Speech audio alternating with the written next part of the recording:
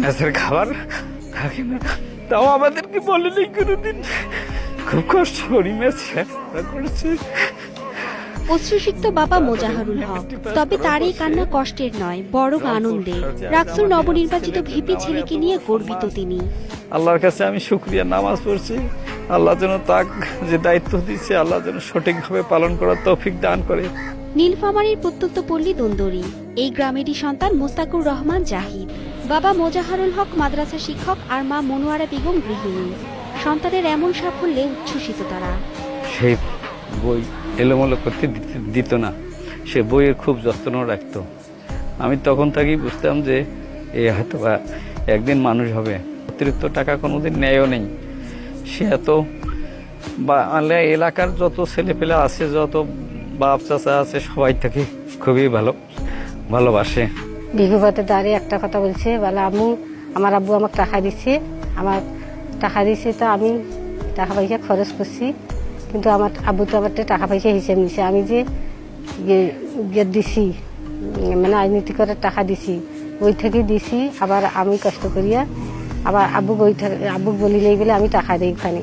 জাহিদের সাফল্যে খবর ছড়িয়ে পড়েছে আশেপাশের এলাকাতেও।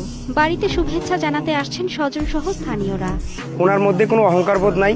উনি ভিপি হওয়ার পর থেকে আমাদের এলাকায় অনেক দূর দূরান্ত থেকে লোকজন ফোন দিচ্ছে। সে রাকসুতে ভিপি হয়েছে, এটা আমাদের এলাকাবাসী হিসেবে গর্বের বিষয়। আমরা যেখানেই যাচ্ছি সেখানেই আমাদেরকে বলতেছে জাহিদের ভাই নাকি। এলাকার Kochukata model pre cadet and high স্কুলে পঞ্চম শ্রেণী পর্যন্ত, তারপর রংপুর সরকারি কলেজ থেকে রাজশাহী বিশ্ববিদ্যালয়। মেধাবী মোস্তাকুরকে নিয়ে গর্বিত শিক্ষক সহ এলাকার জনপ্রতিনিধিরা। সবাই খুশি, ওর ফুর্তি। আমার মনে হয় কোনো লোক মানে মন রাগ করে বা মন খারাপ, ওর ব্যবহার খারাপ, এই ধরনের কোনো লোকই বলতে পারবে না। সে যতবারই আসে ছুটিতে ততবারই পরিষদে এসে কুশলাদি বিনিময় করে, কাজকর্মের খোঁজ খবর নেয়। অত্যন্ত সহল পরিবারের একটি সন্তান, তার পরিবারে কোনো কলঙ্ক নেই। আমরা স্কুলের নিয়মিত পড়াশোনার সাথে সাথেই এক্সট্রা কারিকুলাম হিসাবে আর অন্য কিছু আমরা শিক্ষা দিতাম, যার ফলে সে